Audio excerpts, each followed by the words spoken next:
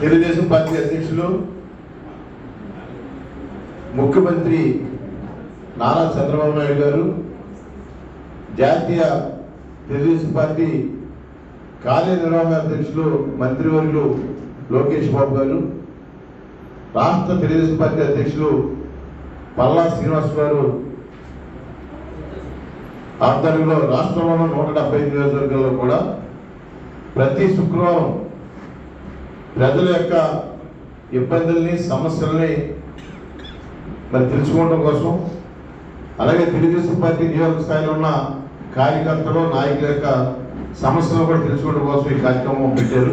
దానికి భీమవరం నియోజకవర్గంలో మన మాజీ పార్లమెంట్ సభ్యులు ఇన్ఛార్జ్ తోట శ్రీనివాస్ ఆధ్వర్యంలో ప్రతి శుక్రవారం కూడా జరుగుతుంది. రాష్ట్రంలోనే మన నియోజకవర్గం ఏ రోజు కూడా బ్రేక్ లేకుండా జరుగుతున్నందుకు మేడం గారికి ధన్యవాదాలు తెలియజేస్తున్నాను.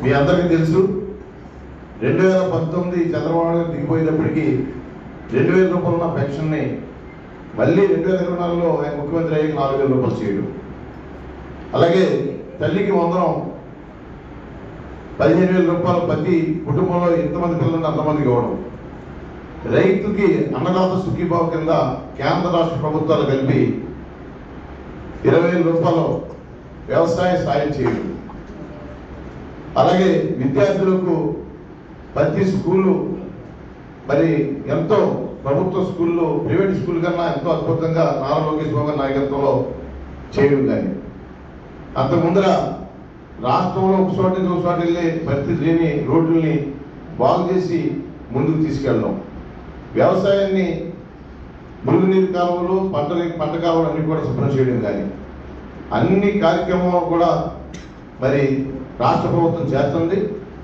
ఇప్పుడు మనం ముందున్నది ఈ ఆర్జీ విషయంలో కొన్ని బాగా ఎక్కువ వచ్చి పెన్షన్లు, ఇళ్ల నిర్మాణం కోసం వస్తున్నాయి.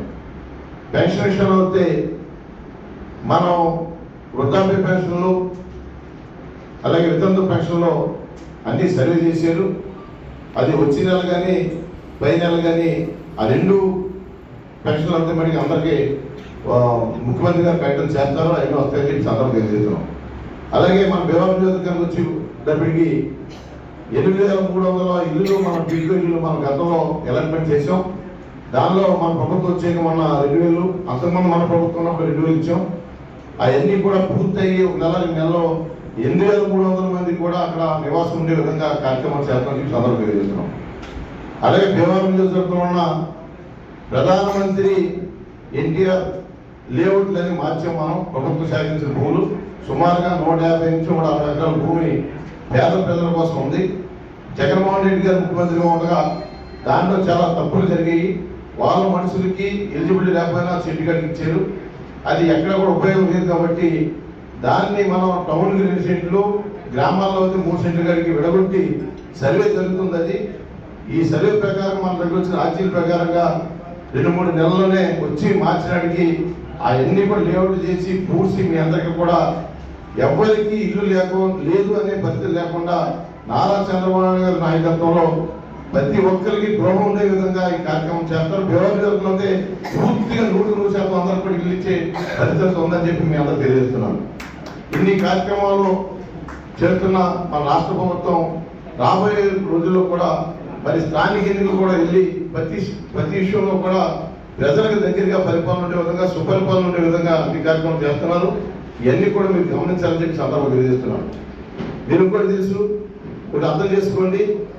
మరి భీమవరం నియోజకవర్గం పశ్చిమ గోదావరి జిల్లా వచ్చేప్పటికి ఈ జిల్లాకి మరి జగన్మోహన్ రెడ్డి గారు వచ్చి 15వ తారీఖున పశ్చిమ గోదావరి జిల్లాలో పర్యటనిస్తామని చెప్పేసి నిన్న స్టేట్మెంట్ వచ్చింది.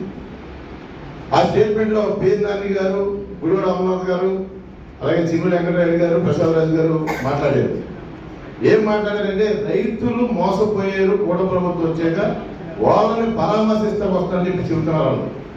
నేను ఈ సభావేదికగా మేడం గారి అర్థంలో చెబుతున్నాను.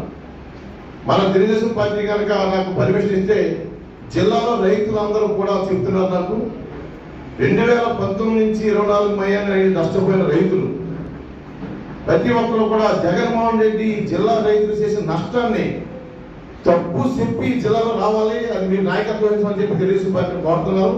తెలుగుదేశం పార్టీ కనుక నాకు పరిణిస్తే ఆ రైతులందరినీ తీసుకెళ్లి జగన్మోహన్ రెడ్డి చేసే తప్పుల్ని 2014 నుంచి 19 వరకు రైతులకు చంద్రబాబు గారు ఏం చేశారు, 2019 నుంచి 24 వరకు జగన్మోహన్ రెడ్డి ఏం చేశారు, ఇప్పుడు ఏం జరుగుతుందనేసి ప్రతి లెక్కలతో చెప్పి దమ్ము మా దగ్గర ఉంది. అది సవాలు స్వీకరించే దమ్ము జగన్మోహన్ రెడ్డి ఉందని చెప్పి అడుగుతున్నాను. ఎందుకయ్యా నువ్వు ఈ జిల్లాకు వచ్చి రైతులకు ఏదో ఉద్ధరిస్తానన్నావు? ఏ ఒక్క కాలువ కానీ ఎక్కడైనా సరే మురుగునీరు కాలువ కానీ పంట కాలువ కానీ ఒక కట్ట మట్టి తీసేవాడు నువ్వు. ఎక్కడైనా సరే 2019లో చంద్రబాబు నాయుడు దిగిపోయేటప్పటికి 74,000 రూపాయలు మేద్దాలో 82,000 చేశాను నువ్వు వచ్చినంటే.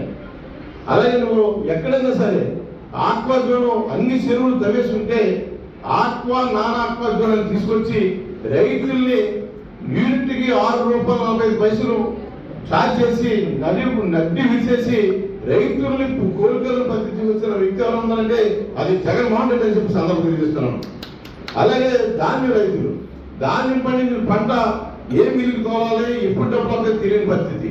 ఇన్ని మోసాలు చేసిన నువ్వు రైతులకి ఏదో కన్నీరు కాస్త జిల్లా పత్రం కాబట్టి నువ్వు ఈ జిల్లా రైతులందరికీ కూడా క్షమాపణ చెప్పి నువ్వు రావాలని చెప్పి నేను ఈ రకంగా డిమాండ్ చేస్తాను. ఈ సందర్భంగా నేను అదే తెలుగుదేశం పార్టీ కనుక అతన్ని ప్రశ్నించే విధానంగా మా నాయకత్వం చెప్తే రైతులందరితో కలిపి జగన్మోహన్ రెడ్డి చేసిన తప్పుల్ని నిలదీసే కార్యక్రమం చేస్తామని చెప్పి ఈ పరిస్థితి చెప్తున్నాం.